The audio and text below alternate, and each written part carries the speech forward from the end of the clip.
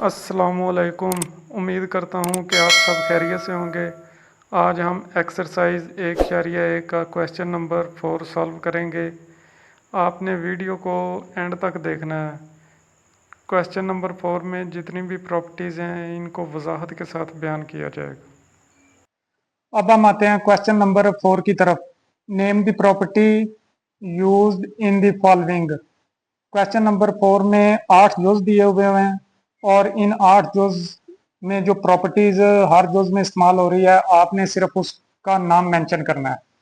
अगर पहले जुज की बात करें ए जमा 4 प्लस बी, ए जमा 4 प्लस बी यानी नंबर्स की तरतीब सेम है, A4B A4B। सिर्फ क्या है, पहले 2 नंबर पे ब्रैकेट है और मुसावात के बाद एंड वाले 2 पे चली गई है। अगर इस तरह सिर्फ ब्रैकेट चेंज हो, नंबर्स की तरतीब सेम हो, तो इस प्रॉपर्टी को हम कहते हैं एसोसिएटिव प्रॉपर्टी ओवर एडिशन। दरमियान में जमा इस्तेमाल हुआ है तो over addition. Associative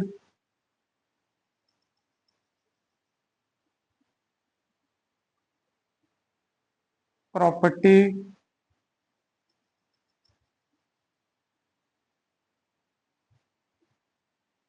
over addition.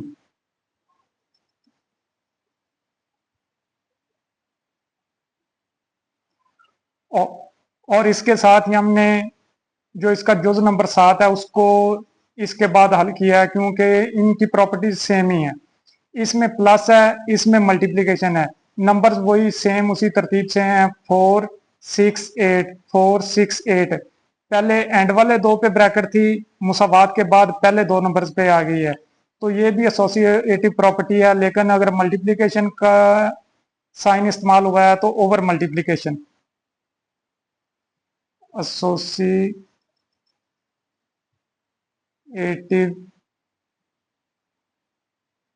Property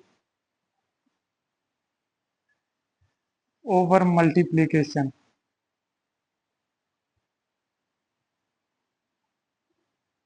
multiplication की प्रॉपर्टी। उसके बाद अगर दूसरे जोज की बात की जाए, 2 under root plus 3 under root. मुसावात के बाद 3 अंडर रूट पहले आ जाता है और 2 अंडर रूट बाद में। ये खसीते मुबादला है उर्दू में इसको, यानी 2 नंबर की जगह चेंज हुई है, तो इंग्लिश में इसको कहते हैं commutative property over addition.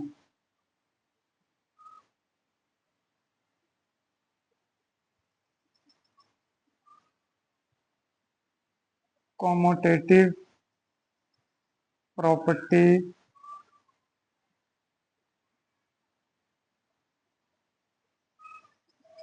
Over addition, यानी प्लस का साइन इस्तेमाल हुआ है। और इसके साथ हमने 8वां जुज शामिल किया है। 8वें जुज की प्रॉपर्टी भी सेम है, ए बी बी ए। सिर्फ नंबर्स की जगह तब्दील हुई है, ए बी कोई अलामत नहीं है तो इसका मतलब है ज़रब है। इसको आप इस तरह भी लिख सकते हैं, ए ज़रब B is equal to B ज़रब ए। नंबर्स की जगह तब्दील हुई है लेकिन नंबर सेम ही है, तो ये भी कॉमोटेटिव प्रॉपर्टी है। दरमियान में ज़रब है तो ओवर मल्टीप्लिकेशन।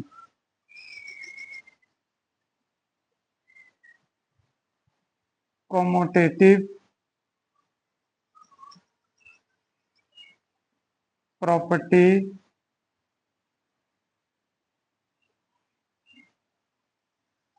Over multiplication. और हम इसके तीसरे जुज की बात करें, एक्स में एक्स प्लस हो रहा है, माइनस का एक्स प्लस हो रहा है और आंसर 0। इस तरह अगर इसको लिखा जाए तो ये ऐसे, x plus minus x is equal to 0। और कोई भी नंबर है वो किसी नंबर में जमा हो, जिस तरह एक्स में माइनस एक्स जमा हो रहा है और आंसर 0 आ रहा है, कोई भी नंबर किसी नंबर में जमा हो और आंसर 0 आ जाए तो वो प्रॉपर्टी है additive inverse property.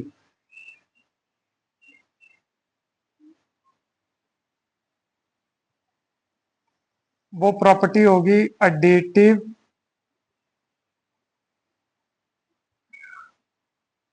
Inverse property.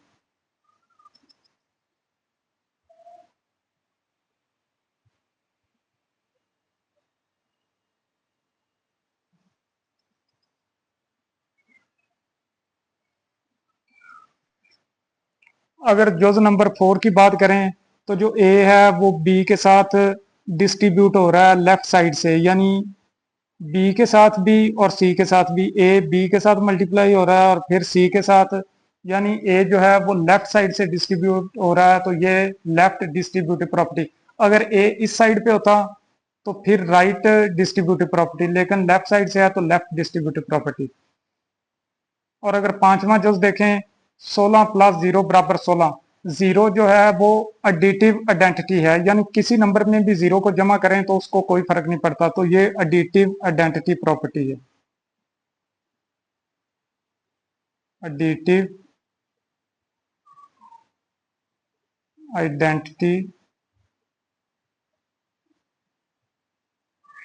Property.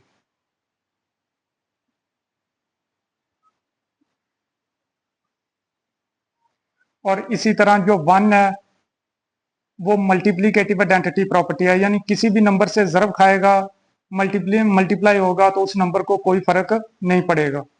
यहाँ पे होगा मल्टीप्लीकेटिव आइडेंटिटी प्रॉपर्टी।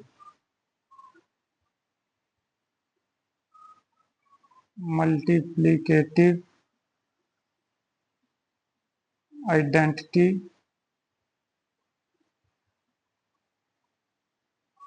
प्रॉपर्टी।